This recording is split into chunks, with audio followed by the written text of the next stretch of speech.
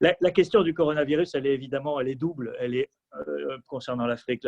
La première, c'est est-ce que le continent va être frappé par quelque chose d'aussi fort que ce que la Chine ou l'Europe ou aujourd'hui l'Amérique sont en train de vivre. Le coronavirus est arrivé en Afrique, contrairement à ce ce qu'on a commencé à imaginer au début pour des raisons bizarres. Il y a aujourd'hui un nombre de foyers suffisamment important pour dire que l'Afrique ne sera pas à l'écart de cette pandémie, mais on ne sait pas dans quelle proportion,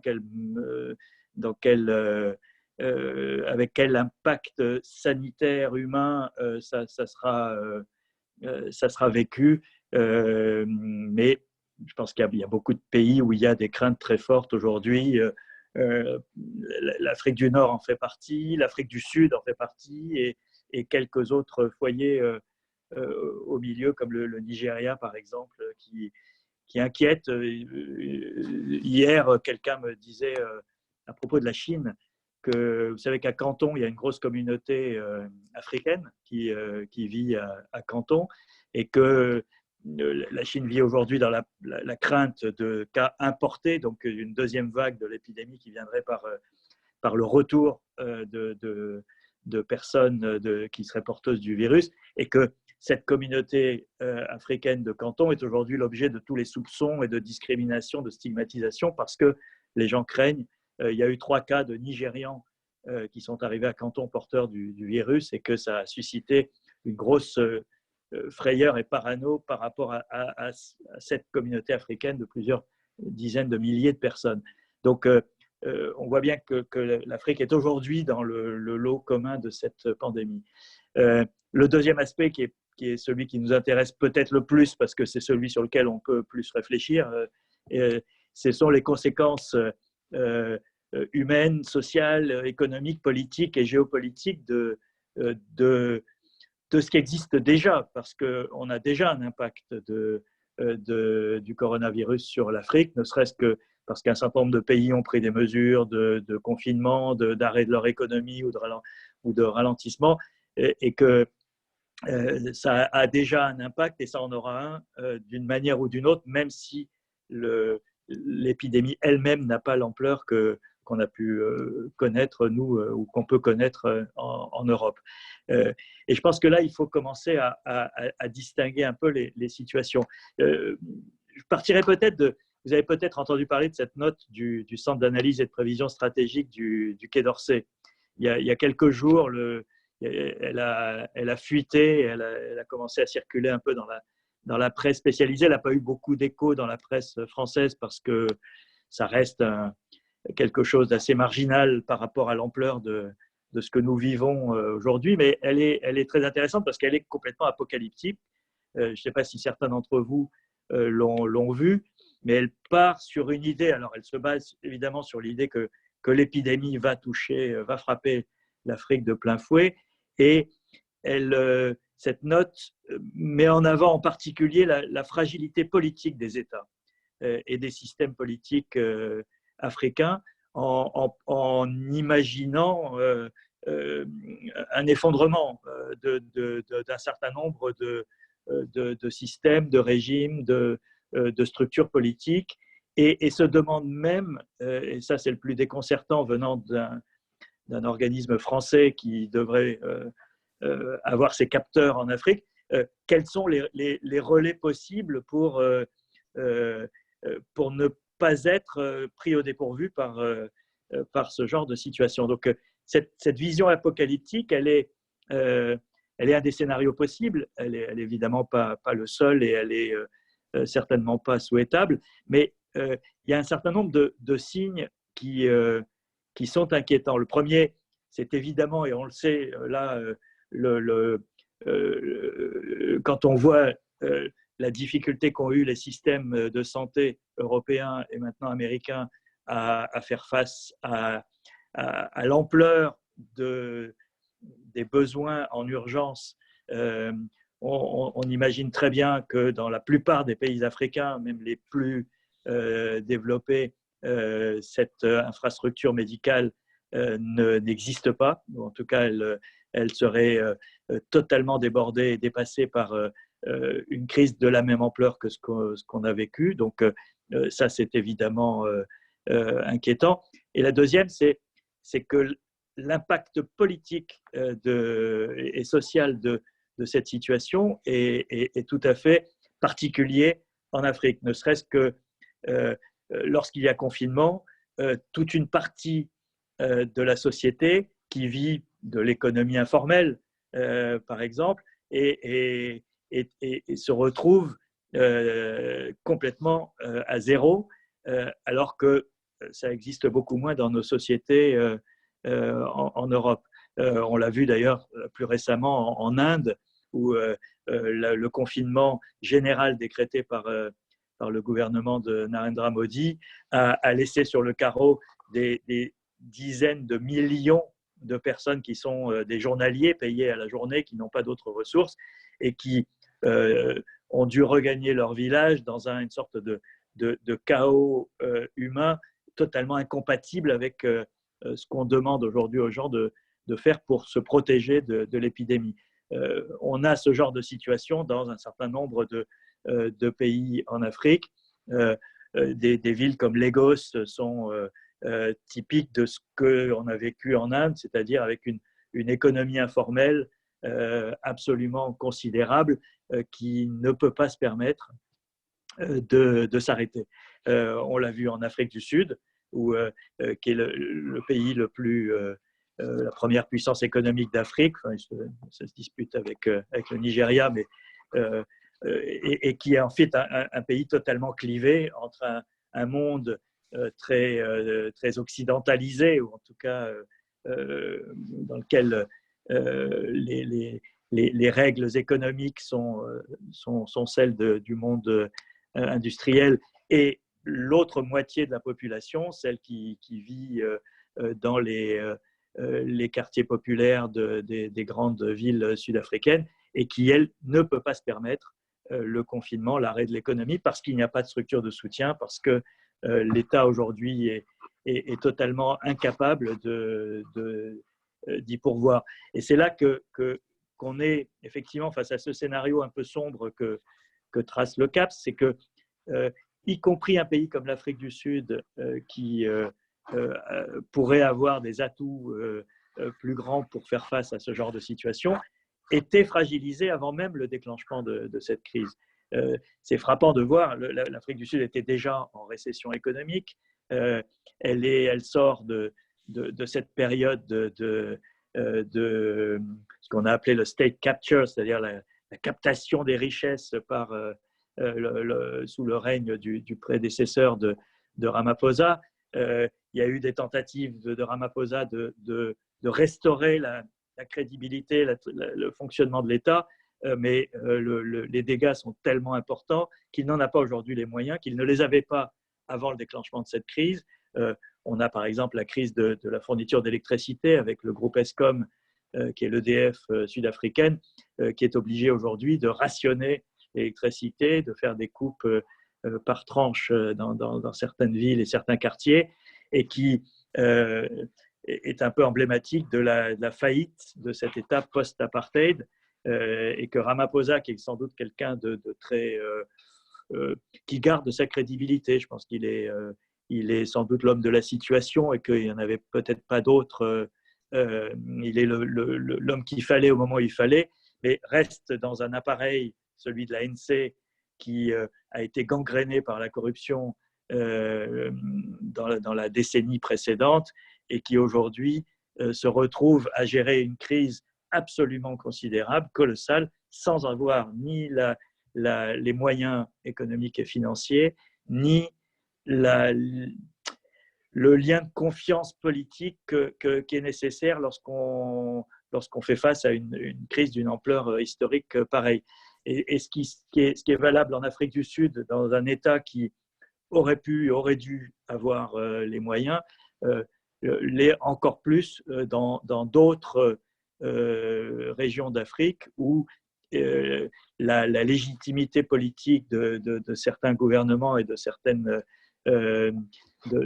pouvoirs est beaucoup plus sujette à caution, beaucoup plus fragile, beaucoup plus incertaine. Les régions qui sont en crise, comme celle du Sahel, avec des problèmes de sécurité. On a eu encore il y a quelques jours seulement une attaque de ces terroristes islamistes dans la région du lac Tchad qui a fait 70 morts côté nigérian. On a une situation où effectivement des gens sont en position de profiter de la déstabilisation que suscite ce virus. Déstabilisation parce que les États ne sont pas assez forts pour prendre le relais, disons, d'une économie qui fonctionne tant bien que mal et permet aux gens de garder la tête hors de l'eau. Donc ça, c'est un premier phénomène. Le deuxième, c'est des systèmes politiques qui sont en fin de course dans un certain nombre de pays. Je pense au Cameroun, qui est le cas, pour moi, le plus emblématique aujourd'hui des fins de cycle que vit une partie de l'Afrique. Il se trouve que j'étais à Douala quand Paul Biya est devenu président. Alors, ça ne me rajeunit pas, puisque c'est l'homme qui a le plus long règne d'Afrique aujourd'hui. Il est à la tête d'un pays aujourd'hui où le Conseil des ministres se réunit une fois par an. Il n'a pris aucune mesure de préparation de l'après-Biya qui finira bien par arriver. Il y a des situations qu'il a laissé pourrir, comme celle du Cameroun anglophone, qui est au bord ou entré dans une sorte de guerre civile d'un côté. De l'autre côté, il y a Boko Haram qui déborde sur le Cameroun au nord.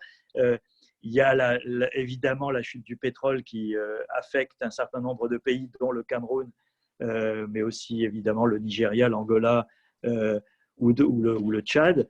Et qui, voilà, tout ça crée un terreau sur lequel ce virus vient secouer le cocotier d'une manière inattendue, parce que c'était évidemment pas une crise que quiconque avait ou pouvait prévoir, et deuxièmement d'une manière totalement inhabituelle, puisque elle est à la fois humaine avec cet ennemi invisible qui provoque les mêmes réactions de peur, d'effroi ou de difficulté à s'adapter à cette nouvelle donne d'un côté, et de l'autre côté, un désastre économique qui est déjà là, puisque les échanges internationaux sont réduits ou bloqués, l'impact de notre crise à nous sur les matières premières ou sur le commerce international va être colossal. Et on sait très bien qu'aujourd'hui, l'Afrique n'est pas en mesure d'assurer de traverser sans dégâts cette période. L'Union africaine vient de sortir un rapport qui prévoit que l'ensemble du continent sera en récession cette année, alors qu'il avait prévu à l'origine une croissance globale de 3,5%. Donc l'impact que nous vivons, nous, ici, il est sensible en Afrique, mais avec des conséquences qui sont autrement différentes. Et moi, c'est une des grandes craintes que j'ai pour l'après-coronavirus, c'est que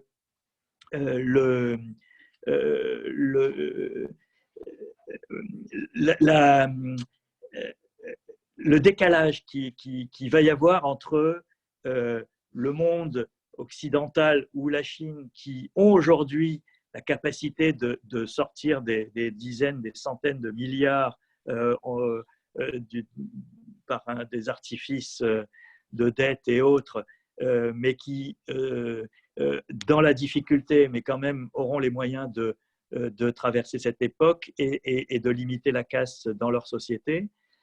Et de l'autre côté, le monde émergent ou en tentative d'émerger comme une bonne partie de l'Afrique, et qui va être cassé en pleine tentative d'essor, sans les capacités en interne et sans le niveau de solidarité internationale qui serait nécessaire, parce qu'on est dans un climat international qui n'est pas extrêmement propice à ça pour deux raisons. Le premier, c'est effectivement que chaque continent ou chaque univers va être très absorbé par sa propre nécessité de survie, et l'autre, c'est la désunion internationale qui existe aujourd'hui. Alors un mot du contexte géopolitique. On voit bien qu'on a aujourd'hui cette compétition sino-occidentale ou sino-française dans certains cas, sino-occidentale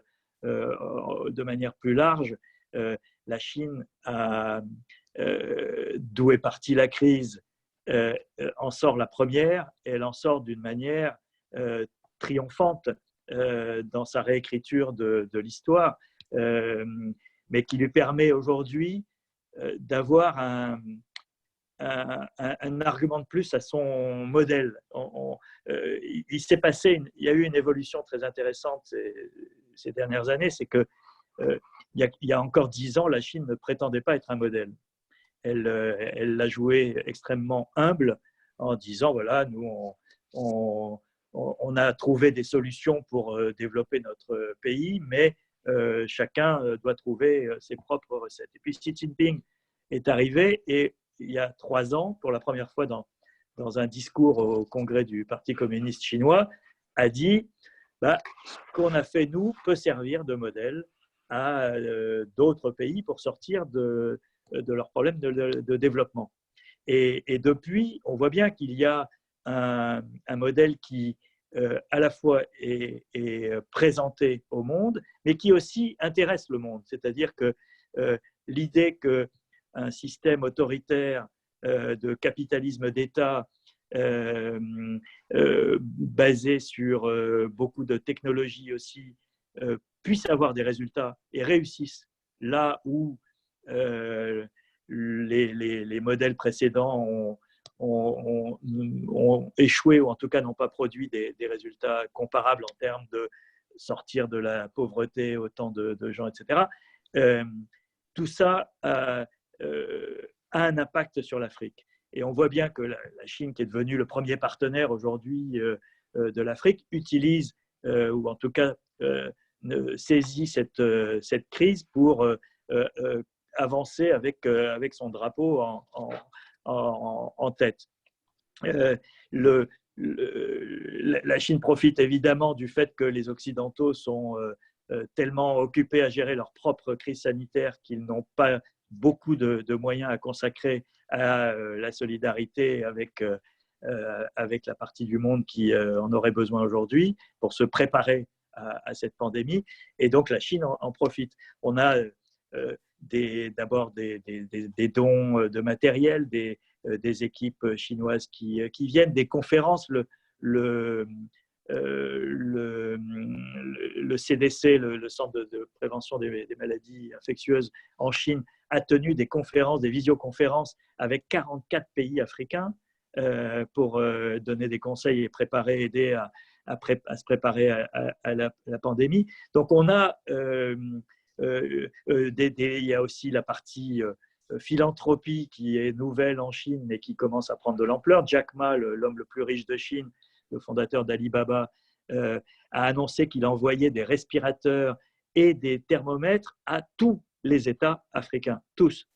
Je ne connais pas d'équivalent dans le monde non chinois d'une société privée qui jouerait un tel rôle. On a Bill Gates qui a sa fondation, évidemment, mais là, on a quelque chose qui est la partie philanthropique de cette machine chinoise. Donc, ça va avoir un impact pour 2 raisons. La première, c'est que la Chine a un beau jeu de dire, et c'est pas loin de la vérité, regardez dans l'adversité qui vous aide, c'est nous, parce que les Occidentaux sont des bras cassés aujourd'hui, qui sont même pas capables de donner des masques à leurs soignants. Je caricature, mais c'est un peu le discours de la propagande chinoise en ce moment.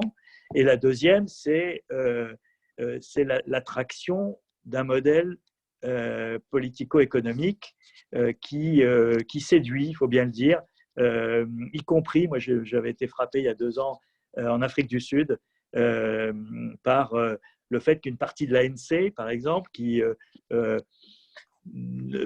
est tentée par un tel modèle qui correspond à leur vieux fond idéologique aussi, l'étatisation, et ne pas perdre de temps avec ces jeux démocratiques pluralistes qui sont parfois stériles, il faut bien le dire, et qui ne font que retarder les choses alors que la Chine avance, etc., etc. Donc on a ce double visage de cette solidarité dans l'adversité et d'un modèle politico-économique qui a beaucoup d'intérêt si on se place du point de vue des classes dominantes en Afrique. Effectivement, si vous avez un État fort qui n'a pas à se soucier de légitimité démocratique, voilà, on revient sans revenir au parti unique d'autrefois, on revient à des formes de tentatives ou de tentations autoritaires qui pourraient se manifester à la faveur des risques que suscite cette crise sanitaire. Le modèle rwandais de pouvoir correspond tout à fait à cette vision et pourrait, à mon avis, profiter de cette crise pour se répandre, pour s'imposer, pour prendre la place parfois de situations trop fragiles. On entend beaucoup parler en Asie, par exemple, du retour en force des militaires, parce que dans des pays comme l'Indonésie, ce sont les militaires qui ont été chargés de l'organisation de la lutte contre l'épidémie, parce que c'est la seule structure solide et hiérarchisée et relativement efficace du pays. Et je ne serais pas surpris que si on en vient à des situations chaotiques dans certains pays qui seraient débordés par la pandémie, des solutions autoritaires prennent le relais, qu'elles soient militaires ou politico-militaires, et en particulier face à la difficulté de lutter contre la pandémie. Je ne sais pas si vous avez vu, il y a quelques jours, il y a eu une émeute à Abidjan, dans un quartier d'Abidjan, un quartier populaire d'Abidjan, où les jeunes ont attaqué une structure qui était en train d'être mise en place, qui était une structure de test pour le coronavirus. Et la population a refusé qu'on installe ça chez elle, parce que c'était trop près des habitations, etc. Et la structure a été totalement détruite. Je crois que c'était ce week-end dans un des quartiers d'Abidjan. Et moi, ça m'a rappelé ce qui s'est passé dans l'Est de la RDC dans la dernière campagne contre Ebola. Vous savez que la dernière épidémie d'Ebola, qui s'est terminée il y a à peine quelques semaines, a fait plus de 2000 morts dans l'Est de la RDC.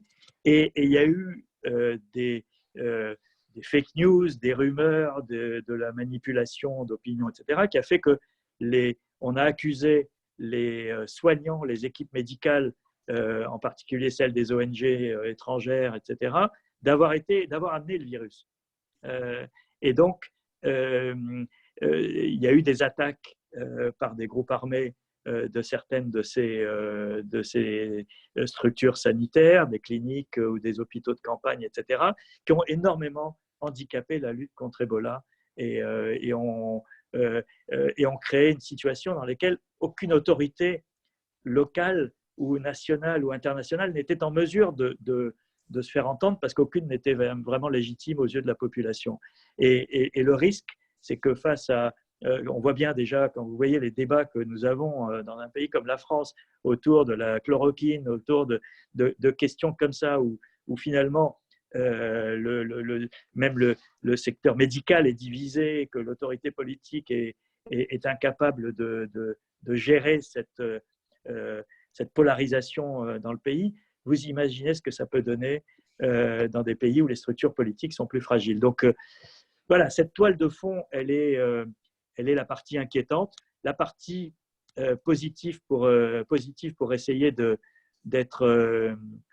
regarder quand même les choses sous un angle positif, c'est que c'est aussi un moyen, un moment, quand vous citiez tout à l'heure Nathan Badré qui disait il ne faut pas gâcher cette crise, on l'entend ici aussi, en France, sur le fait que voilà, cette crise, elle nous permet aussi d'identifier les faiblesses, les fragilités de nos sociétés, et elle nous permet peut-être de penser à l'après en corrigeant ou en tout cas en essayant de créer de nouveaux consensus autour de valeurs qui nous sont apparues comme importantes au cours de cette période. Le risque étant que dès que la crise sera finie, on reviendra aux mêmes routines et aux mêmes pratiques qu'avant. Mais en tout cas, il y a cette possibilité qui est ouverte, qui est de créer de nouveaux consensus. Et en Afrique, ils sont nécessaires parce qu'il n'y en a pas beaucoup et il n'y a pas beaucoup de pays où ces consensus existent. Et on pourrait imaginer qu'effectivement, à la faveur de cette crise, on mette les choses à plat, on essaye de créer des passerelles aussi intergénérationnelles qui sont extrêmement importantes et profiter de ce moment de coup de butoir qui vient sans prévenir pour reconstruire des pactes sociaux qui souvent n'existent pas. L'Afrique a l'avantage aujourd'hui pour affronter cette crise d'avoir une population jeune, donc c'est un atout. Elle doit s'appuyer sur ses sociétés civiles parce que c'est le seul moyen de créer de la légitimité dans les sociétés là où les pouvoirs politiques ne les ont pas nécessairement. Est-ce que cette occasion sera saisie elle peut l'être dans certains pays qui sont peut-être plus avancés de ce point de vue, mais certainement pas par d'autres où la peur de perdre le pouvoir ou la peur de ces fragilités l'emportera et de manière peut-être dramatique. Mais il y a un certain nombre de pays qui sont peut-être mieux armés. Je pense à l'Éthiopie, par exemple, avec ce Premier ministre qui me semble d'une intelligence politique assez remarquable, même s'il a de grosses difficultés. L'Afrique du Sud pourrait en être un autre. Le Kenya a beaucoup de difficultés, mais il a aussi pas mal d'atouts. Il y a le Sénégal ou la Côte d'Ivoire pourraient aussi, ont des sociétés civiles qui sont fortes. Est-ce qu'on est capable aujourd'hui, dans ces pays, de penser cette recherche de consensus et de reprogrammer, disons, le pacte social? Je n'en suis pas sûr. Voilà. C'est un petit peu ma vision de cette veillée d'armes en Afrique autour du coronavirus. Très bien, merci Pierre. Moi, ce que je retiens, et j'aimerais que nos amis africains qui sont parmi nous, et ils sont assez nombreux aujourd'hui d'ailleurs, d'autres nous ont rejoints en cours de route, que nos amis africains réagissent sur l'idée qu'effectivement, c'est l'opportunité, le temps est venu de créer de nouveaux consensus. Je retiens ces mots-clés parce que moi, je préfère toujours voir le verre à moitié plein. Et je pense que je suis absolument d'accord avec le constat que tu as fait, Pierre, sur l'Afrique et sur les problématiques de système de santé, etc. Et donc, les difficultés qui sont devant nous en Afrique. Mais malgré tout, je pense qu'il y a opportunité à créer effectivement de nouveaux consensus, de nouveaux modèles et que c'est peut-être en Afrique que ça va se faire parce que l'Afrique a souvent l'habitude de sauter des étapes, de profiter des erreurs qui sont commises sur d'autres territoires et d'avancer. Je voudrais donner la parole à Ousmane Thiam, qui est administrateur de la BCI, qui est ancien ministre de la promotion de l'investissement au Mali. Si Ousmane nous entend, je voudrais bien avoir sa réaction par rapport à tout ça. Bonjour Ousmane. Bonjour, merci Denis. Félicitations d'abord, vous permettrez aux organisateurs. J'ai toujours envié, peut-être même un peu jalousé Yves de Lafont sur l'étiquette Africa Link. Africa est Link, africain il l'est assurément, et Link il fait aussi beaucoup le lien, et très souvent entre Africains. Je ne le dirai pas une deuxième fois. Félicitations d'avoir permis, j'allais dire, cette réunion entre nous, confinés, j'imagine, chacun pour notre part. Deuxième observation liminaire, je voudrais dire à quel point je suis frappé par la connaissance très fine de Pierre Aski de la situation du terrain d'où je vous parle, de Bamako. J'avais l'impression qu'il était là quand il explique ce qui se passe, que je regardais à travers le prisme de mon quartier où je suis confiné. Et je vais me permettre donc une petite familiarité parce qu'il faut toujours chercher un lien quand on est dans ce confinement, j'allais dire dans cette intimité. Pierre Aski est né à Tunis, je suis né un peu plus dans le sud, à Mopti, au centre du Mali. En 1953, nous l'avons en commun. En avril, nous l'avons en commun. Et moi, c'est le 6 avril, donc ça me donne un droit d'aînesse. Absolument. 2 jours, il sait à quel point en Afrique, ces 2 jours peuvent compter dans la préséance. Donc, je suis ravi d'avoir cette proximité avec lui. Pour ma part, deux choses. D'abord, il a brossé un certain nombre de préoccupations dont chacune peut nous occuper en une séance dans les mardis ou vendredis à venir. Chacune, moi j'en ai noté plusieurs. La note, entre guillemets, off du Quai d'Orsay, vraiment c'est un sujet. C'est un sujet, et moi je sais que dans d'autres cercles, notamment au sein de certains administrateurs de la BCI, parce que c'est aussi des questions de perspective économique pour l'Afrique, quand on est opérateur dans la banque, de savoir ce qui va arriver en termes d'environnement politique dans les périodes à venir, surtout si on le lie au coronavirus.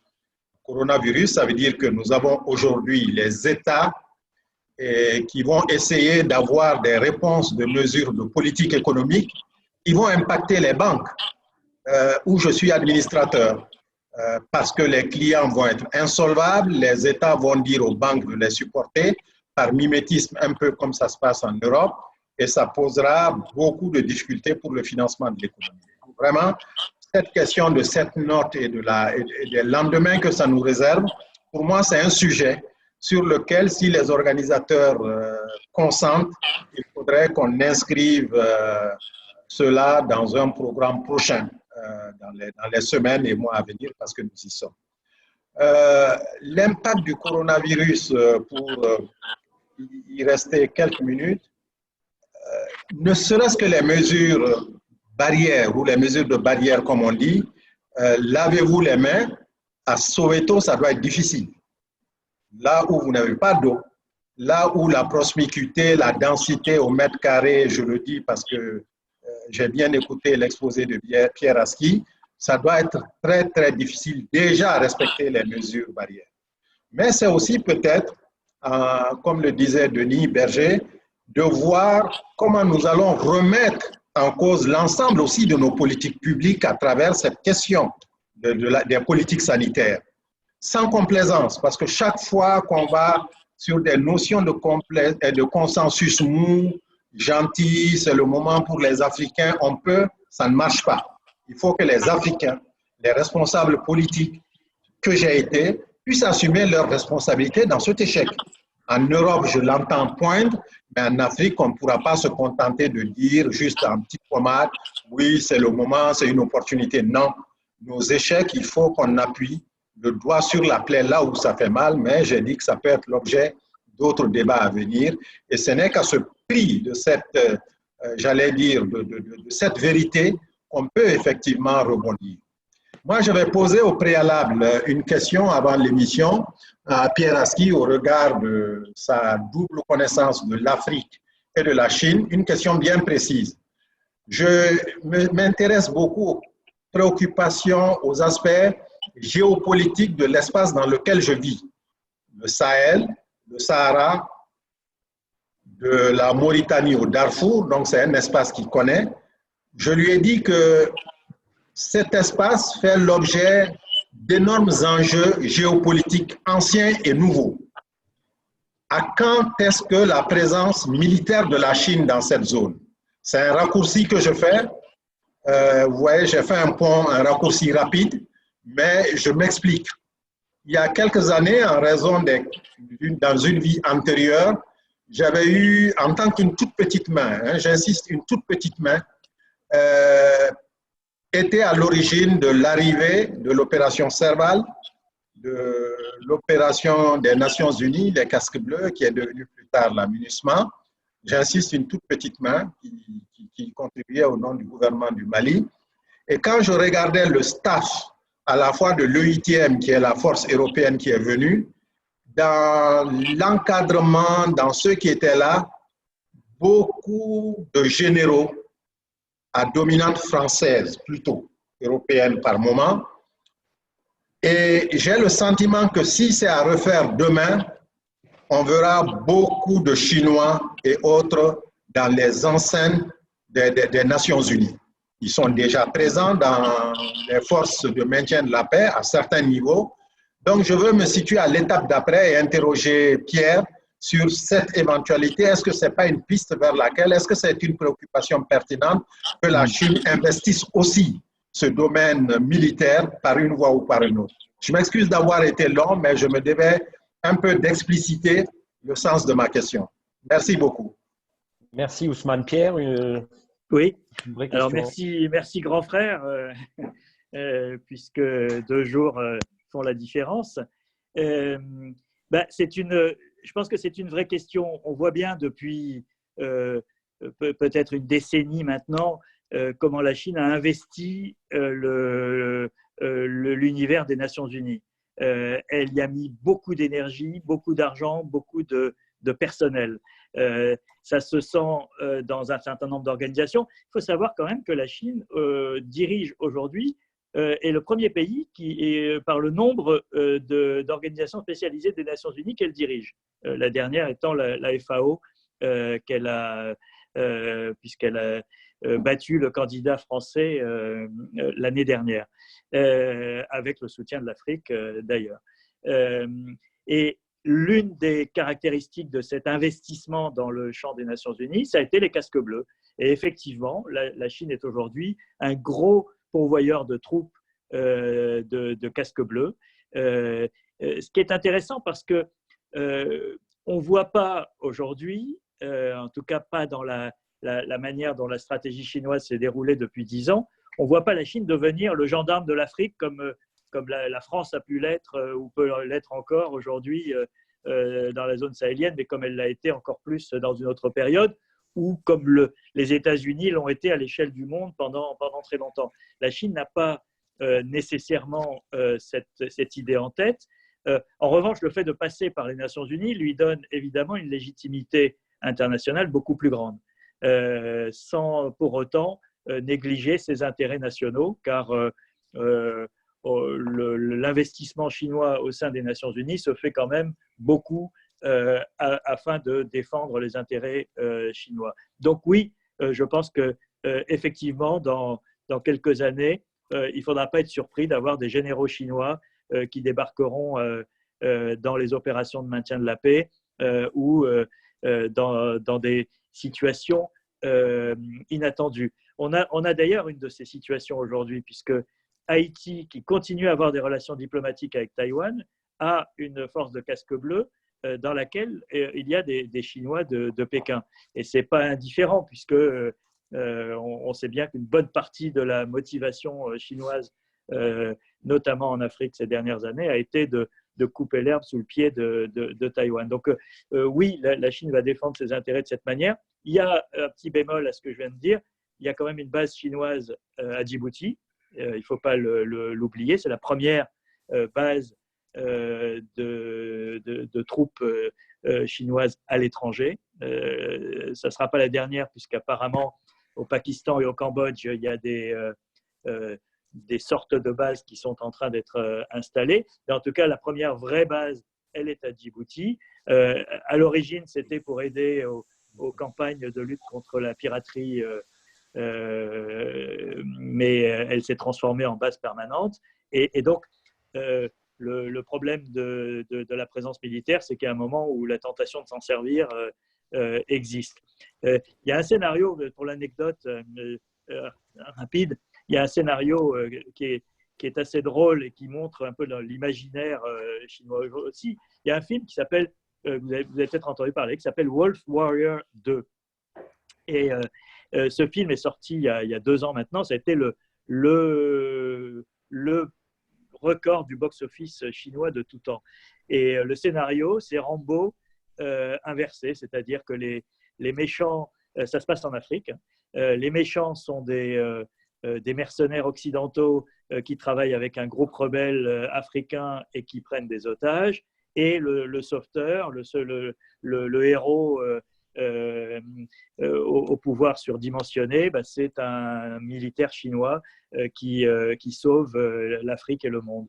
Et donc, on a inversé complètement la vision hollywoodienne du monde, mais ça en dit long sur le fait que cette image de l'inconscient qui est de remplacer l'occidental d'une certaine manière, et y compris dans ce rapport un peu faussé au reste du monde.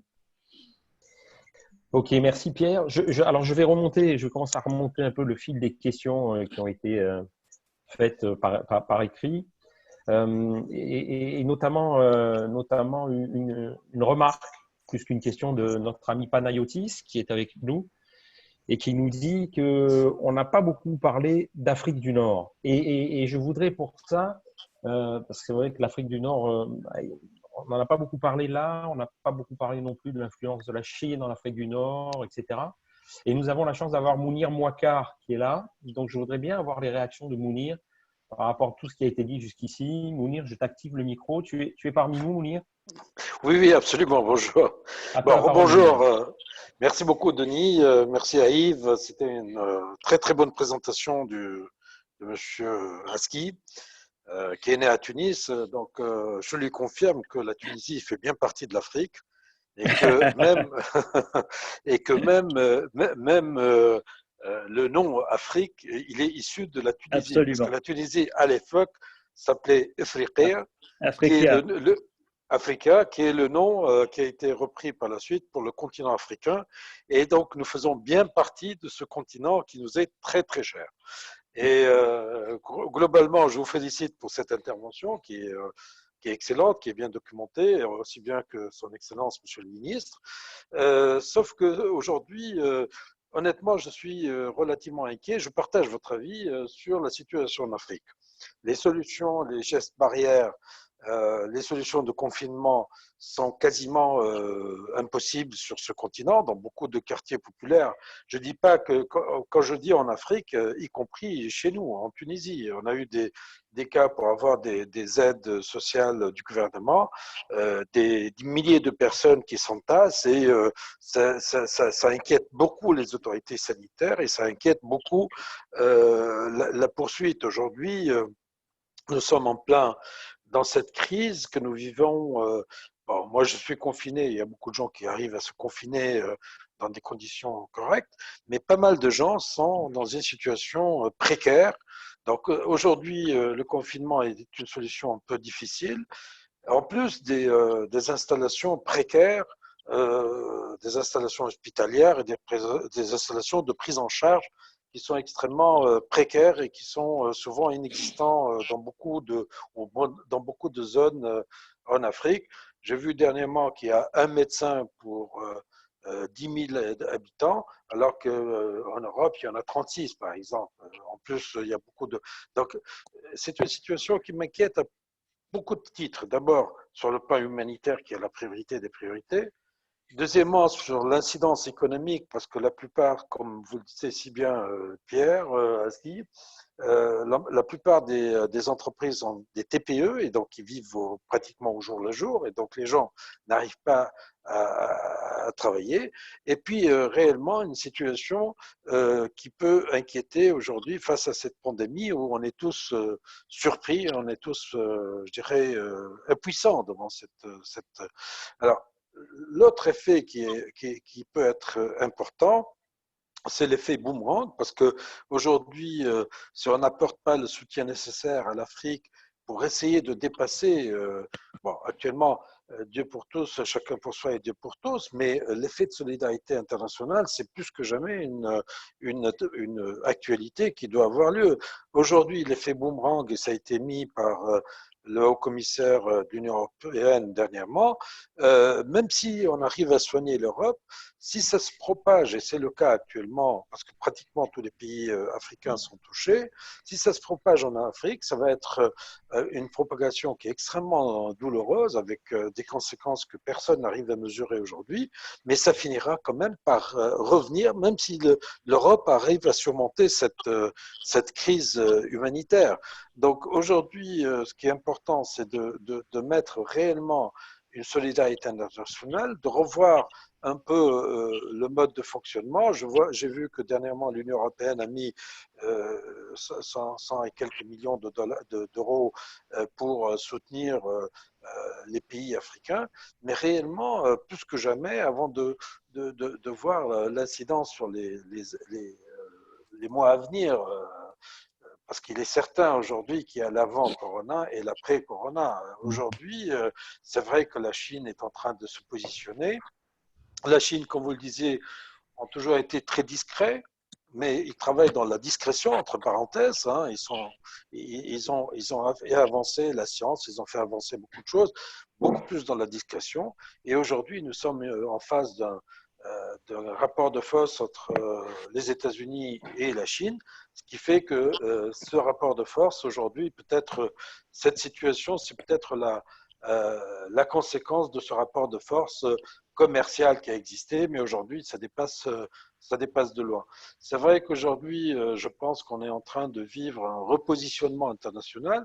La Chine qui vient au secours de l'Union européenne, qui vient au secours des États-Unis, qui vient au secours de beaucoup de pays qui ont déjà résolu le problème ou presque résolu le problème de cette crise sanitaire humanitaire, alors qu'aujourd'hui, l'Europe est en train de vivre des pics importants. Moi, j'ai vu quelque part que les prévisions en nombre de morts aux États-Unis, ça varie entre 150 et 250 000 morts pratiquement à cette crise. Les États-Unis aujourd'hui dépassent les 10 000 morts. Donc c'est réellement une situation très très difficile. Et les Américains, je pense qu'ils ont les moyens de résoudre un peu. Ils vont faire appel. Mais aujourd'hui, réellement, l'Afrique, la situation en Afrique m'inquiète beaucoup. Et donc, il faudrait qu'on puisse déjà s'en sortir avant de revoir, parce qu'on va s'en sortir bien sûr avec beaucoup de dégâts humanitaires, on va s'en sortir avec des dégâts économiques, avec un dégât social important, avec un rééquilibrage des forces, avec une vision peut-être différente de ce que nous avons fait jusqu'à présent. Peut-être aujourd'hui, il faut revenir à des valeurs plus... Pardon ? Oui, Président Mounir, je m'excuse, hein, je vais te couper la parole, mais oui. tu m'en excuseras. Simplement pour avoir la réaction de Pierre, moi, ce que je retiens de ton discours, qui me paraît, de ton intervention, qui me paraît très important, c'est de dire que l'Europe doit absolument aider l'Afrique, parce que sinon, quelque part, tu as parlé d'effet boomerang, la situation de l'Afrique, si elle devient catastrophique, va nous revenir quelque part dans la figure. Et finalement, bien sûr, ça fait un peu le lien avec l'ADN d'Africaline, qui est de dire que l'avenir de l'Europe est en Afrique et l'avenir de l'Afrique est en Europe, et qu'il y a cet axe majeur et fondamental Afrique-Europe, Europe-Afrique.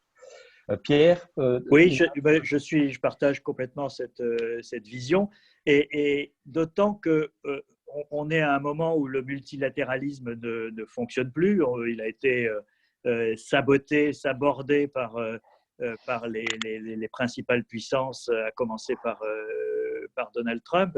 Et on voit bien, le secrétaire général des Nations Unies, Guterres, a dit les choses qu'il fallait. Il a fait 2-3 sorties extrêmement pertinentes, mais qui n'ont strictement aucun impact parce que les Nations Unies sont hors jeu aujourd'hui.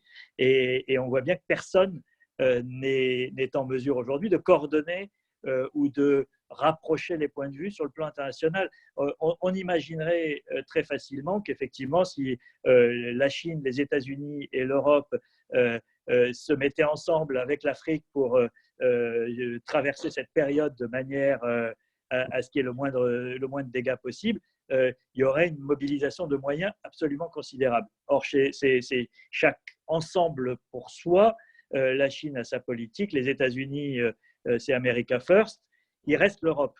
Et l'Europe, il faut espérer qu'on arrivera cette semaine à sortir avec quelque chose de cohérent au niveau des 27, parce que on est un peu à la croisée des chemins, une fois de plus, hein, parce que ça arrive souvent en Europe, mais on est un peu de nouveau à la croisée des chemins en termes de cohérence politique européenne.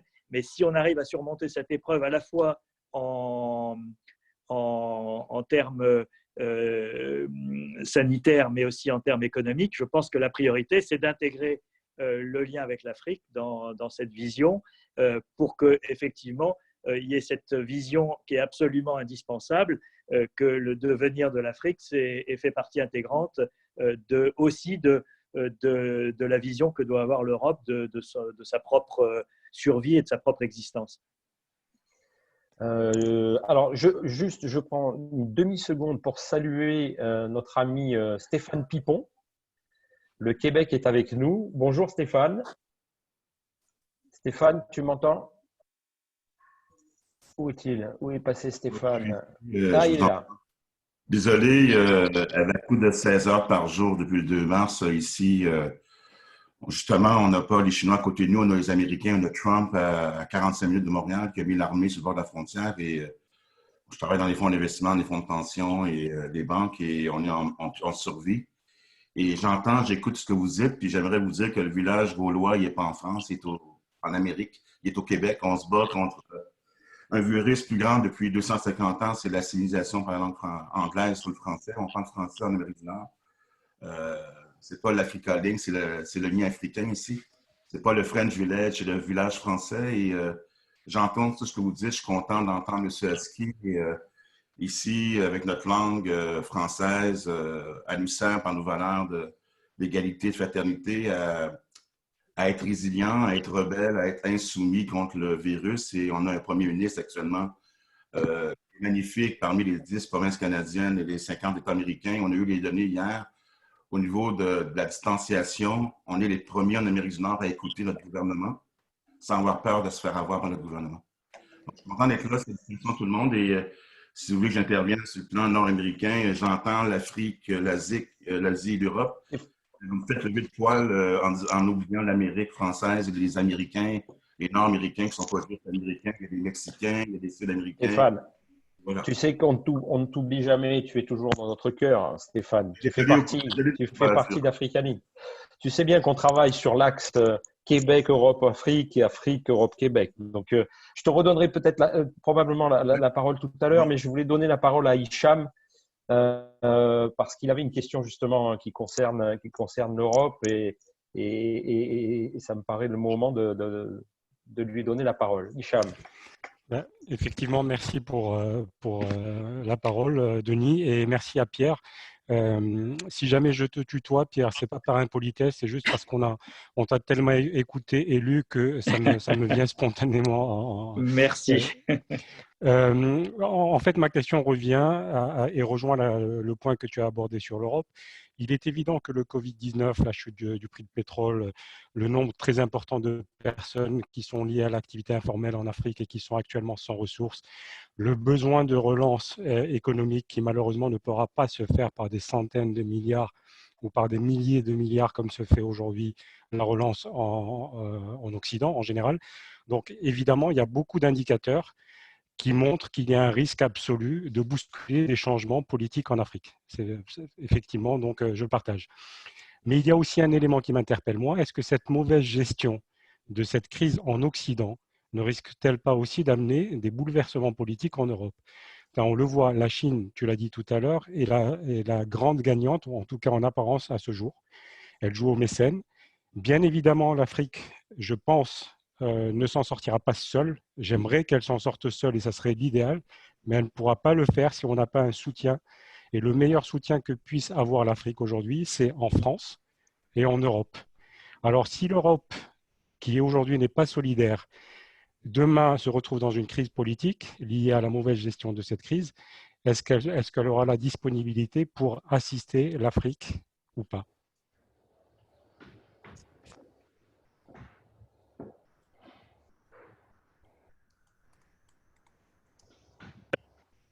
Je ne pense pas qu'on ait la réponse à ce stade. Et je pense que personne n'est capable aujourd'hui de dire dans quel état on en sortira, dans quel état physique, économique, etc., mais surtout politique. Je pense que les conséquences de cette crise vont être absolument énormes. Et on voit bien, en France, il y a une colère sous-jacente liée aux erreurs du début, à cette gestion des masques, etc. etc.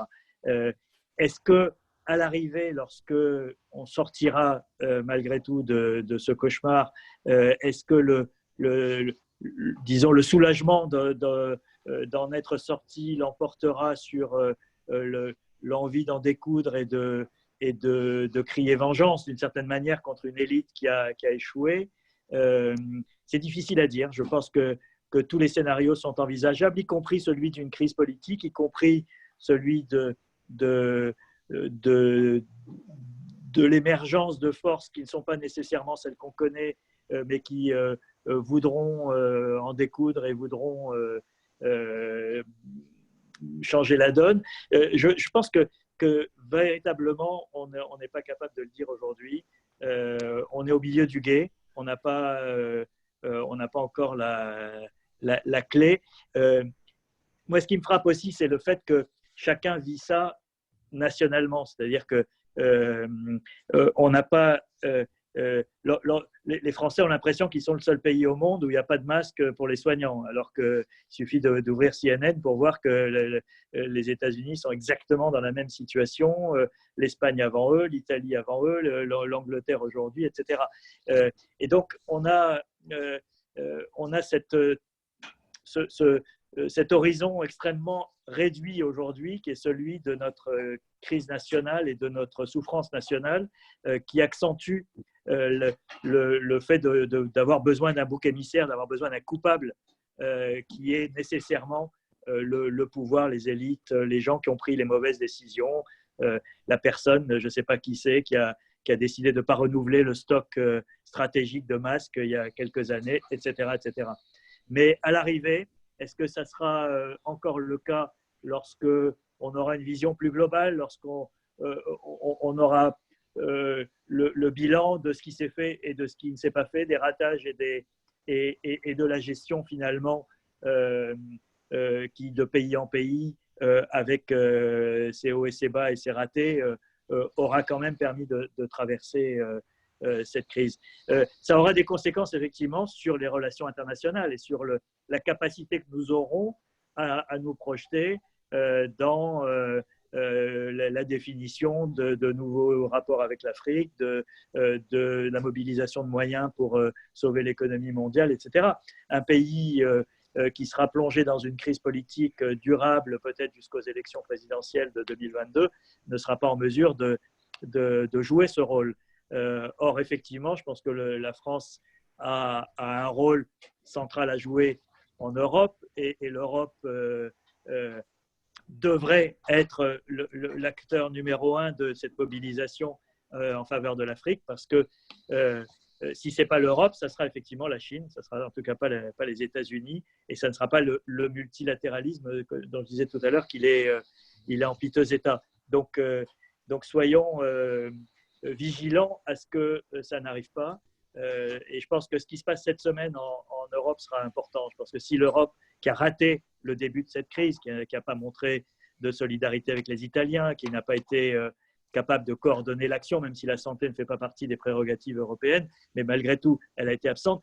Elle peut se rattraper aujourd'hui, à la fois parce qu'elle est capable de mobiliser les moyens, on l'a vu avec l'action de la BCE, pour pour sauver les économies européennes. Et elle est capable aussi d'aller plus loin. Et en tout cas, moi, c'est ce que j'espère. Je trouve que le carrefour politique, il est très intéressant parce que, comme à chaque fois, l'Europe avance avec des crises. Et cette crise peut permettre d'avancer en Europe. On voit qu'il y avait une vraie tentative, je pense, de ne pas rater cette crise-là. L'Europe a raté toutes les crises précédentes, la crise grecque, la crise des migrants, etc. Elle ne peut pas se permettre de rater celle-là. Merci Pierre. Moi, je partage ce point de vue. Je crois que l'Europe ne peut pas se permettre effectivement de rater cette crise-là. Et quelque part, c'est une opportunité pour l'Europe de se refaire, entre guillemets. Mais sans perdre de vue que son destin est lié à l'Afrique. Et ce que je trouve, c'est qu'on manque beaucoup d'informations. Et tu as évoqué quelques médias. Et Sylvie a une question sur les médias. Je voudrais bien passer la parole à Sylvie. Sylvie, je te mets ton micro. Attends, je te mets ton micro. Alors, soit tu le fais, soit je le fais, mais si on le fait ensemble, ça ne va pas fonctionner. Voilà, c'est bon, vas-y. Oui, Pierre, c'est avec ta casquette aussi RSF qui m'intéresse parce qu'il y a un sujet dont on ne parle pas du tout, j'ai l'impression, en ce moment. Et pourtant, je trouve que c'est intéressant. C'est justement quelle est ta position vis-à-vis du rôle des médias en Afrique. Parce que bon, on voit en Europe et partout ailleurs que quand même les médias, notamment la presse écrite, ça va être le coup un peu final avec cette histoire de coronavirus. Donc on voit des journaux qui s'arrêtent, des journaux qui ne peuvent pas être livrés. Donc quelle est ta position toi vis-à-vis du rôle des médias en Afrique? Qu'est-ce qui, d'après toi, il va se passer? Parce que qu'est-ce qui va se passer pour la presse écrite? Est-ce que tu penses qu'il va y avoir un basculement sur le digital comme, je ne sais pas si tu es au courant, mais avec mon rôle de Jeune Afrique, nous, on ne sort plus le journal jusqu'à fin mai. Donc, tout est basculé digital. Justement, en Afrique, est-ce que tu penses qu'ils vont connaître aussi, parce que les médias de presse écrite, et même surtout en Afrique du Nord, par exemple, ils ont quand même vachement d'importance et les gens lisent encore beaucoup le journal. Est-ce que le digital va prendre le pas? Est-ce qu'on est capable? Est-ce qu'on est armé? Est-ce qu'on est équipé? Est-ce que les gens, surtout la population, et est-ce que les médias vont être capables d'informer justement avec toute cette instabilité politique de la population? Quel est le rôle, selon toi, que les médias vont jouer là?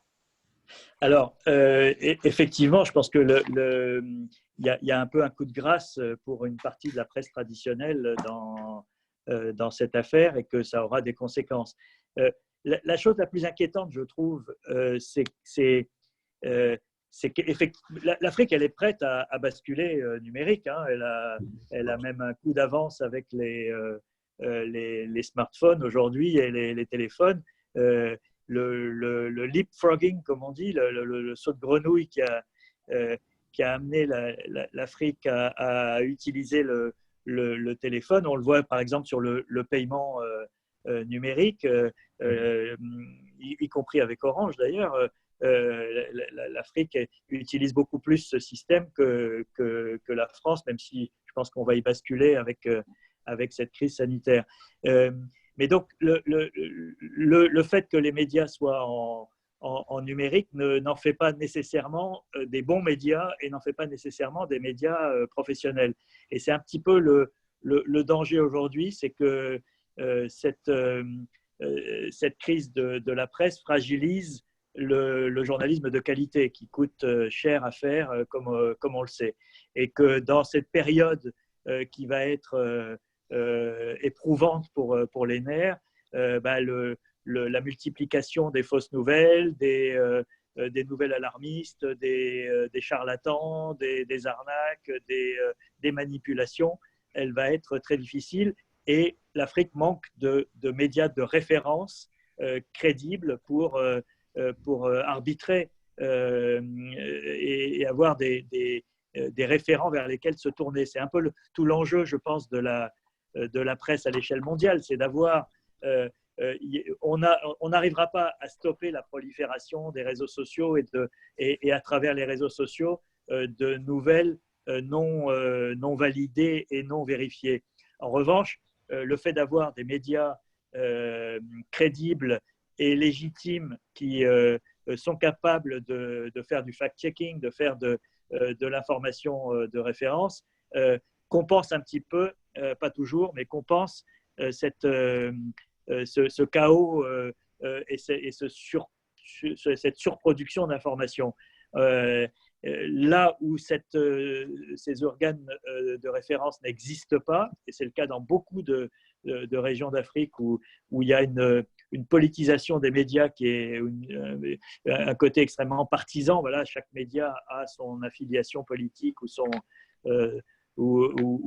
clientélisme affaiblit l'écosystème de l'information, et c'est un peu le risque. Et je pense que ça doit être une priorité aussi d'aider. Je pense que là, il y a aussi un rôle, y compris de l'Europe.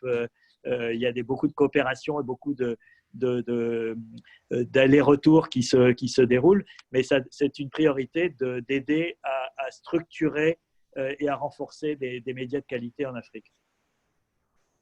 Merci Pierre. Alors, il y a un sujet qu'on n'a pas vraiment évoqué, et je crois que Christian Apotelos a une question, une remarque sur ce point-là. C'est l'essentiel, hein, c'est l'argent. Tous les pays actuellement s'endettent, tous. L'Afrique était déjà largement endettée. Et donc, Christian, je te passe la parole. Tu as un point là-dessus? Oui, merci. Louis, on n'a pas croisé encore et on ne l'a pas en tête parce qu'on est obnubilé par la crise sanitaire, mais s'il n'y avait pas la crise sanitaire, on parlerait beaucoup plus de la crise pétrolière. Et aujourd'hui, le baril est à $33. L'Algérie a fait son budget sur $50. Donc il y a un risque, en tout cas pour l'Algérie. Moi, je connais peu l'Afrique subsaharienne, mais je crois qu'il y a quand même des pays très endettés et des pays qui comptent sur la ressource pétrolière. Donc leur ressource s'est effondrée, a été divisée par 2, par 3. Ça veut dire qu'il n'y a plus de matelas, qu'il va y avoir des dépenses colossales pour passer le cap, donc un endettement. Endettement auprès de qui? Si on retombe en 1990 en Algérie, c'est le FMI qui était intervenu et qui avait mis quasiment l'Algérie sous tutelle. Est-ce qu'il n'y a pas ce risque-là qu'un certain nombre de pays s'effondrent de l'intérieur complètement avec des équipes gouvernementales qui sont incapables de gérer la crise et où on a une mise sous tutelle, sous conditions pour donner de la ressource financière et assurer un minimum de survie d'un certain nombre de pays qui n'auront que de l'endettement et plus aucune ressource parce que tout aura été dévasté et l'endettement est déjà très très important pour un certain nombre de pays. Donc si on croise la crise pétrolière et la crise sanitaire, je crois qu'il y a encore devant nous, avant que la crise, qu'on imagine une sortie de crise positive, il y a une crise devant nous qui est encore assez importante et qui risque d'impacter fortement les populations, y compris les populations les plus pauvres, parce que c'est l'informel, on l'a évoqué tout à l'heure, qui est le premier touché quand il y a ce type de crise.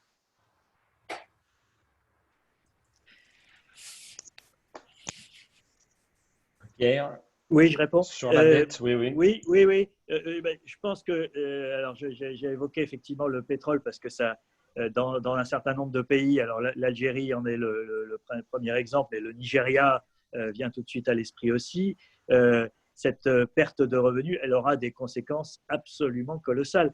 Et l'Algérie est un cas intéressant et particulier puisque pendant longtemps, le pétrole a servi d'amortisseur social et politique à toutes les crises. Dès qu'il y avait des tensions, on relâchait un petit peu la planche à billets pétrolière. Mais là, aujourd'hui, il y a le choc. Il y a un troisième élément dans le cas de l'Algérie, c'est il y a la crise pétrolière, il y a le coronavirus et il y a le Hirak, c'est-à-dire la contestation politique depuis un peu plus d'1 an maintenant. Et qui, même si elle est en sourdine parce que incompatible avec les épidémies, n'a certainement pas disparu des esprits et sera au contraire ravivée par l'incapacité qu'aura le pouvoir de jouer des fonds pétroliers. Donc là, on rentre dans un champ d'inconnu politique total. Est-ce que et j'attends de voir le jour où l'Algérie acceptera d'être placée sous tutelle de qui que ce soit, même le FMI. Je pense que c'est un peu incompatible avec le tempérament politique du pouvoir algérien. Et donc, on est dans un dilemme absolument considérable. La question de la dette, soyons clairs, elle va se poser au monde entier. On est en train de faire exploser la dette de tous les États. La France va passer à 140%. C'est une situation absolument ingérable qui devra trouver une solution globale et une solution négociée internationalement. Donc oui, l'Afrique est plus mal placée pour s'endetter parce qu'on sort d'une période de soi-disant orthodoxie dans laquelle le surendettement n'était plus possible, mais on est dans une situation historiquement nouvelle et totalement inédite. Donc, moi, je ne suis pas du tout spécialiste de ces questions, mais je ne peux pas imaginer qu'on gère la question de la dette africaine ou la question de la dette globale, d'ailleurs, pour tout pays au monde, de la même manière qu'on l'a gérée avant le coronavirus. Donc, ça va être le casse-tête des prochaines années. Le FMI, le G20 et les quelques instances qui restent dans cette planète devront s'en occuper. Il faut espérer qu'on aura une administration américaine un peu plus intelligente dans quelques mois pour s'asseoir autour de la table. Mais si c'est de nouveau Trump, les temps vont être compliqués. Ok Pierre. Alors on a des banquiers parmi nous. Hein. On a beaucoup de. Enfin, on a quelques. Ils seront sûrement plus compétents que moi. Alors justement, je voudrais avoir un éclairage de la part de Frédéric Ronald, vice-président de la Chambre, certes, mais banquier avant tout. Frédéric, je t'active ton micro. J'aimerais bien avoir ton point de vue sur le système financier mondial et ce qui va se passer. J'arrive. Voilà, c'est bon. Écoutez, je vais vous faire la réponse que je fais à chaque fois, puisqu'on me pose souvent, on m'a déjà posé cette question. D'abord, je n'ai pas le talent de Pierre. Et ensuite, je suis très, très en peine de savoir comment est-ce que tout ça va se terminer. D'abord parce que pour un banquier, ce qui est très compliqué, c'est qu'on ne sait pas quand ça va se terminer. Et ça, c'est une variable qui est extrêmement forte parce que on s'aperçoit bien que la durée de la crise va avoir des conséquences et que ces conséquences ne sont pas linéaires. Je vais citer un exemple pour que vous compreniez ce que l'on peut imaginer. Après, on extrapole. Il y a une étude du Boston Consulting Group qui est parue il y a quelques jours, qui a essayé de faire une simulation du secteur aérien mondial, de l'aéronautique mondiale, qui s'est dit, la question qui s'était dit, c'était quelle est la capacité de résistance du secteur aérien mondial à cette crise. Sachant que le secteur aérien avait été une fois en très grande crise, et ça avait été pendant la crise du Golfe en 91, où pendant 9 mois, le trafic aérien avait été très fortement perturbé, et ça a valu aux compagnies de perdre à peu près un tiers de leur chiffre d'affaires. Donc c'est la seule référence que nous avons en 91. Donc le BCG a regardé, et le BCG fait la conclusion simple, qui est de dire, si les entreprises, les transporteurs aériens mondiaux, les grandes compagnies aériennes, perdent moins de 50% de leur activité, c'est-à-dire que le trafic recule de moins de 60% pendant une période inférieure à 6 mois. Vous voyez, c'est assez... Eh bien, dans cette situation-là, la plupart des compagnies survivront, certaines mourront, peut-être, probablement. Boeing rencontrera des difficultés, peut-être un peu plus que les autres, liées à la crise du 737 MAX, à laquelle se rajoute la crise du coronavirus, mais c'est lié au fait qu'ils étaient déjà affaiblis par la problématique du 737 MAX. Mais globalement, le BCG dit les compagnies, la plupart des compagnies, et notamment les grandes compagnies d'État, devraient survivre. Et si elles survivent, même si elles doivent remettre en question leur programme d'investissement, eh bien, l'industrie aéro pourra derrière continuer à fonctionner, même si on peut s'attendre quand même à ce qu'il y ait des réductions un petit peu de périmètre. Ils disent que si par contre, on passe à 70% de réduction du trafic aérien pendant une période qui est de 9 à 12 mois, les entreprises du transport aérien perdront à ce moment-là entre 50 et 70% de leur activité. Et là, vous voyez, c'est 3 mois de plus et 10% de trafic en moins. Là, le BCG dit la quasi-totalité des grandes compagnies aériennes du monde seront en défaillance. Ce qui supposera que tous les États nationalisent quelque part, viennent au chevet de ces compagnies aériennes. Donc, ce qui est assez intéressant, c'est de voir que le seuil est extrêmement tenu. C'est-à-dire que jusqu'à un certain niveau, ça tient. Au-delà d'un certain niveau, c'est la cata. C'est-à-dire qu'il n'y a pas de linéarité. Il n'y aura pas de progressivité. Il n'y aura pas les plus faibles et puis ceux qui sont encore un peu moins faibles et puis ceux qui sont encore un peu moins faibles. Et cette espèce de linéarité qui nous va bien quand on parle d'économie parce qu'elle nous permet de faire des modèles et d'essayer de modéliser les choses. Là, on va probablement être dans un scénario assez brutal. C'est la même chose pour l'Afrique. C'est-à-dire qu'il va se passer, les choses vont se dégrader, sans que ça n'ait de conséquences absolument très graves. Et puis, à un moment donné, on va franchir, on va basculer. Ça vaut pour les compagnies aériennes, ça vaut pour à peu près tout. Ça vaut pour le déficit des États, ça vaut pour plein de choses. Ça vaut pour l'endettement des entreprises, qu'on est en train d'endetter massivement au travers du PGE, pour les soutenir de façon artificielle. Ce que moi, je ne mesure pas, c'est est-ce qu'on sera à l'intérieur des délais qui font que la crise sera grave, mais pas dramatique, ou est-ce que ça va aller au-delà? Moi, je fais le pari qu'on devrait pouvoir peut-être éviter d'arriver à ce type d'excès, mais je n'en suis pas sûr. Et donc, à partir du moment où on a une telle inconnue, faire des plans, imaginer demain, c'est extrêmement compliqué parce que soit on imagine un demain qui reprend après une crise grave, mais qui n'a pas remis fondamentalement en question nos économies et éventuellement nos organisations politiques, soit ça dure un peu plus longtemps. Et là, pour le coup, on est dans autre chose. Et dans cette autre chose, ce sera évidemment d'autres types de solutions. Et honnêtement, aujourd'hui, je n'en sais absolument rien. Et donc, voilà, très difficile de faire des prévisions quand on a une telle incertitude ou une telle inconnue. Cette inconnue, elle s'applique dans tous les compartiments de la vie économique. Pour une entreprise, c'est pareil. La capacité de résistance d'une PME, c'est quoi? 1 mois, 2 mois, 3 mois, 4 mois, 5 mois, et au bout d'un moment, elle craque. Et si elle craque, elle est morte. Ce que je veux dire, c'est ça, c'est que ça tient. Et puis, vous savez, j'ai des références culturelles qui sont très basiques, hein, mais vous avez une bande dessinée que j'ai adorée quand j'étais jeune, que j'adore toujours, qui s'appelle le Joe Barty. Vous savez, cette bande de traqués de la moto, quand il passe dans un virage, il dit ça tient, ça passe plus. Bien, on est un petit peu là-dedans. Ça passe, c'est-à-dire ça va tenir, et à un moment donné, ça ne tiendra plus. Est-ce qu'on va aller jusque-là ou est-ce qu'on aura une solution? Est-ce que le virus donc il avance? Ou est-ce qu'on basculera?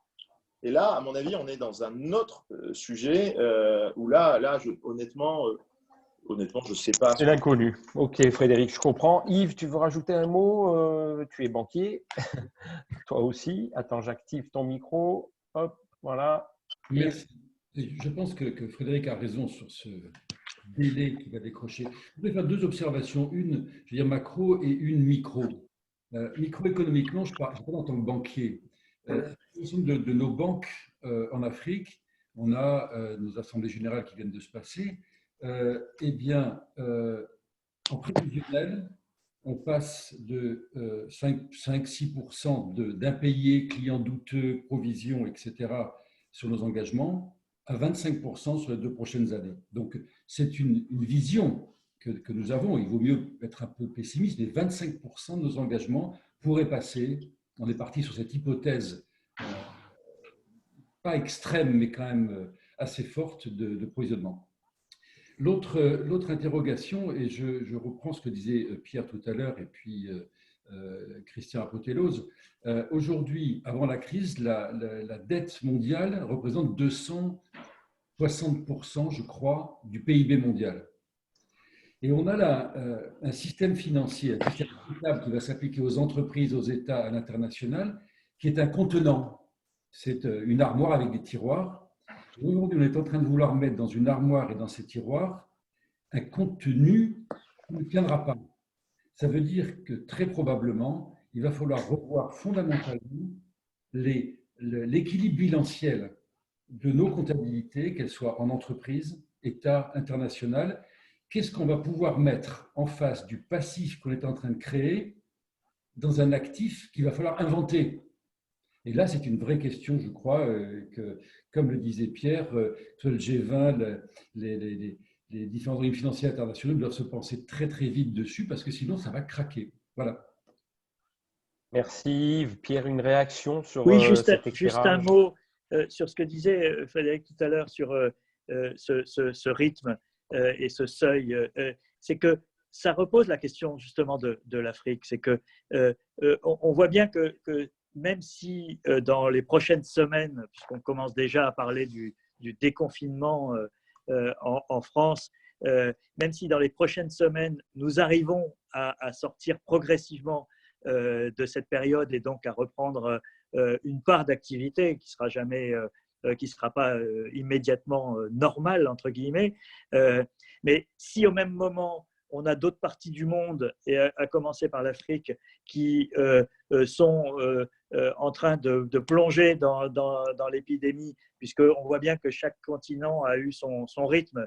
Il y a eu la Chine, il y a eu l'Europe, il y a maintenant l'Amérique, il y a l'Afrique, l'Inde, l'Amérique latine. Chacun a son rythme. Mais si on reprend et que l'Afrique est en pleine pandémie à ce moment-là, il est clair que il y a le risque de la deuxième vague. On n'est pas dans des îlots isolés. Je lisais, je suis en train de lire un livre, comme beaucoup de gens, je me suis replongé dans des choses oubliées ou ignorées, un livre sur la grippe espagnole de 1918. Il y a eu 4 vagues avec la grippe espagnole, 3 en Europe, mais il y a certains pays qui en ont eu une 4e. Et l'Australie a été le seul endroit au monde qui a été épargné par les 2 premières vagues parce qu'ils ont complètement isolé l'île, interdiction de contact avec l'extérieur, et ils n'ont pas été touchés par les 2 premières vagues. Et lorsque la deuxième vague s'est terminée en Europe et dans le reste du monde, ils ont levé l'interdiction. Et ils ont été touchés par la 3e vague. Il y a eu 12 000 morts en Australie dans la foulée. Et donc, on voit bien que même si les conditions ne sont plus les mêmes qu'en 1918, d'une certaine manière, elles sont pires parce que les communications sont plus répandues. On ne pourra pas isoler un continent de l'autre. Donc, si on ne prend pas conscience en Europe que le salut de l'Afrique dans cette pandémie est notre sécurité à nous aussi, on est à côté de la plaque. Donc, je pense que là, l'information a un gros rôle à jouer. J'essaie de le faire à mon petit niveau, mais c'est vrai que je ne pense pas que la France en ait réellement conscience aujourd'hui. Enfin, les Français, le gouvernement sans doute. Mais... On revient sur ce qu'on disait tout à l'heure avec l'effet boomerang qu'évoquait notre ami Mounir. Et effectivement, l'indispensable solidarité sur l'axe Afrique-Europe, parce que les destins sont liés. Je voudrais maintenant passer la parole à Frédéric Poitou, qui va nous donner peut-être un éclairage complètement différent, parce qu'on est face à une situation qui nous plonge dans l'inconnu total. C'est ce que je retiens des échanges. Il n'y a pas beaucoup de visibilité. Frédéric, ton point de vue sur cette question-là, comment tu vois les choses? Merci de me donner la parole. J'espère ne pas vous décevoir parce que je suis nécessairement moins brillant que tous les interlocuteurs précédents. Mais j'ai 3 métiers en fait. Mon métier, c'est 3 métiers. Un, c'est évidemment de représenter des intérêts à Bruxelles. Et pour le moment, les institutions sont fermées, donc il n'y a pas beaucoup d'intérêt à représenter.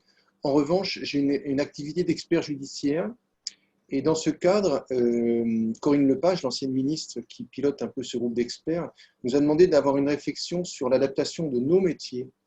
Donc, c'est un laboratoire de chimie, vous voyez derrière moi, et d'expertise à ce qui se passe actuellement. Donc, j'ai simplement réfléchi et sur la base d'une citation de Boris Cyrulnik qui dit grosso modo ce sont les épidémies qui nous contraignent à des révolutions.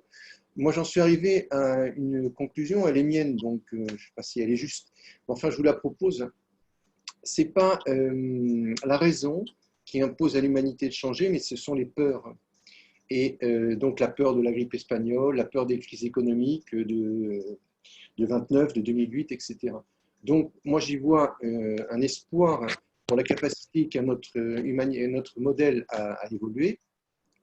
Et par ailleurs, il se trouve que bon, la raison de ma présence à AfricaLink, c'est que j'ai une activité en Afrique de l'Est, deux pays dont on ne parle pas très souvent, hein, Éthiopie, Somalie, Érythrée, enfin, tous ces coins un peu compliqués. Et très curieusement, très curieusement, depuis une dizaine de jours, il y a des appels de gros clients américains qu'on a, américains et allemands, enfin européens, on va dire, sur les produits qu'on importe. Ce sont ces produits-là. Je ne sais pas si vous voyez ce que c'est. C'est de la gomme arabique d'un côté et c'est de la résine d'encens de l'autre. Eh bien, les flux d'activité depuis à peu près 6 mois étaient plutôt très calmes. Et depuis 10 jours, des gros clients américains et européens spéculent sur une reprise un peu brutale et donc ont peur de la pénurie à venir probablement vers le mois d'août-septembre. Et donc, on a des appels de marchandises vraiment importants. Donc, c'est un clin d'œil d'espoir. Et puis, dernière chose, et je vous laisse la parole, simplement pour dire que après la crise, il y a toujours la reprise, et que si, en France en particulier, on base notre reprise sur l'aide aux entreprises pour qu'elles redémarrent le même modèle que celui qu'on a connu, alors on a raté l'occasion. Et je pense que, quels que soient les secteurs d'activité, on va prendre celui assez révélateur des moteurs des voitures, de l'industrie automobile. Si on incite, y compris fiscalement, nos entreprises, hein, qu'elles soient européennes, japonaises, américaines, etc., allemandes, à redémarrer les chaînes pour fabriquer des moteurs selon les mêmes technologies qu'il y a 2 mois, alors on a vraiment raté l'occasion. Voilà. Merci Frédéric. Pierre, une réaction? Oui, juste un mot sur le mot peur, parce que il se trouve que j'ai fait une chronique, j'ai une chronique hebdomadaire dans l'Obs, et j'ai fait une chronique l'autre jour sur ce que j'ai appelé la géopolitique de la peur. Parce que la géopolitique des émotions, c'est quelque chose qui a été conceptualisé depuis une dizaine, quinzaine d'années, qui est devenu très à la mode. Et il y a un livre qui vient de sortir qui s'appelle La géopolitique de la colère, qui est écrit par Myriam Benrad, qui est une chercheuse française, et qui repasse le film de tout ce qui s'est passé l'année dernière, du Chili à Hong Kong, en passant par le Liban, l'Algérie, etc. Donc, ces montées de colère contre les inégalités, contre la corruption, contre le système, comme on dit en Algérie. Et je lisais ce livre au moment où montait l'épidémie, et je me disais, la colère est en train de céder la place à la peur. Et ma conclusion, c'était, que se passera-t-il après si la peur et la colère se rejoignent? Ça peut faire des étincelles et ça peut faire quelque chose d'assez inattendu. Et je pense qu'on en est un petit peu là aujourd'hui, c'est-à-dire qu'effectivement, le monde d'après, il est imprévisible, mais si on laisse les choses en l'état, on risque d'avoir ces revendications d'hier, c'est-à-dire celles de la colère contre les excès, les abus, les malfonctionnements de notre système globalisé, auxquels vont s'ajouter les effets de la peur de ce que nous traversons aujourd'hui, qui sont attribuables d'une manière ou d'une autre aussi à des malfonctionnements, ou en tout cas pas forcément l'origine elle-même de la crise, mais en tout cas sa gestion, à ces défaillances politiques. Et donc, la conjonction de la peur et de la colère risque d'être assez redoutable, d'où la nécessité effectivement de réfléchir à d'autres modèles, à d'autres propositions. Et là, je suis entièrement d'accord que si c'est pour redémarrer après avec le modèle d'avant, on n'aura rien compris au film. Merci. Moi, ce que je retiens, c'est qu'il faut réfléchir à de nouveaux modèles et il faut absolument passer en mode action sur la construction de l'axe Afrique-Europe, Europe-Afrique, dont je suis personnellement un fervent militant. Ce n'est pas une conclusion, parce que la conclusion, je vais la donner à Yves. Je vous propose qu'on arrête là. Je n'ai pas pu donner la parole à tout le monde. Je n'ai probablement pas su reprendre toutes les questions. Mais ça fait 1h20 qu'on est en conf call et je pense que notre ami Pierre Aski a un emploi du temps très chargé. On lui avait parlé de 20 minutes, je crois, et il nous a offert 1h20. Merci Pierre. Merci à vous. Je propose à Yves de conclure. Bien, merci Pierre. Vous voyez, on vous a menti, mais bon, c'était pour la bonne cause.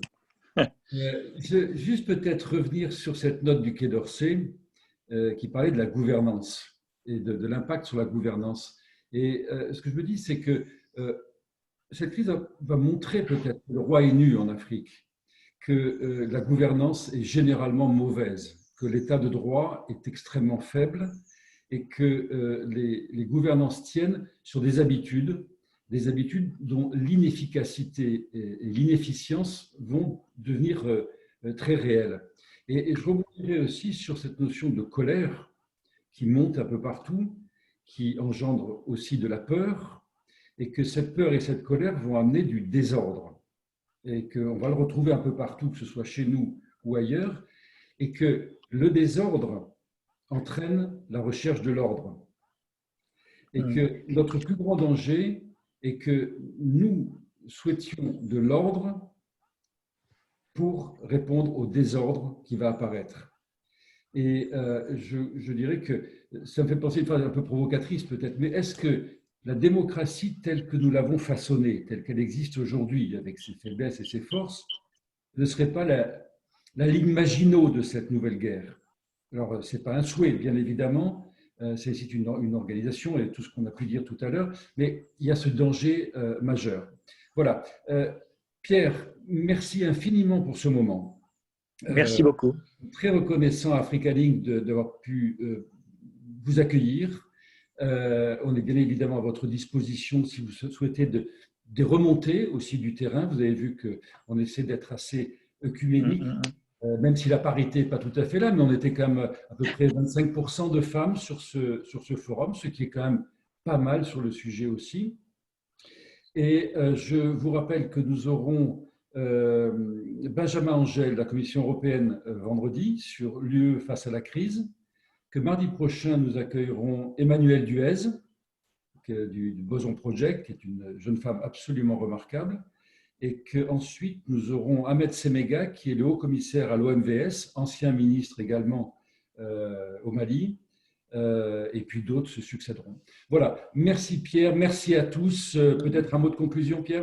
Merci à vous. J'ai beaucoup apprécié l'échange et je voudrais rebondir sur ce que tu viens de dire sur le roi est nu en Afrique. Je crains qu'il soit nu partout et que donc on a du pain sur la planche et effectivement tentons au passage de ne pas jeter la démocratie avec l'eau non pas du bain mais du virus. Merci en tout cas. Très bien. Merci beaucoup Pierre. Merci Pierre. Merci beaucoup. Merci à tous. Stéphane Pipon, merci du Québec. Merci. Force et courage à toi. Je n'ai pas pu trop te donner la parole, mais c'était un peu compliqué. Merci Mounir Mouakar. Merci beaucoup pour ton intervention. Président, merci. Merci Pape. Je n'ai pas pu te donner la parole. Merci à tous. Et à très bientôt. On se retrouve vendredi, comme nous l'a dit notre président Yves Delafont. Merci. Merci Denis. Merci Denis. À bientôt. C'est gentil. Merci Président. Merci.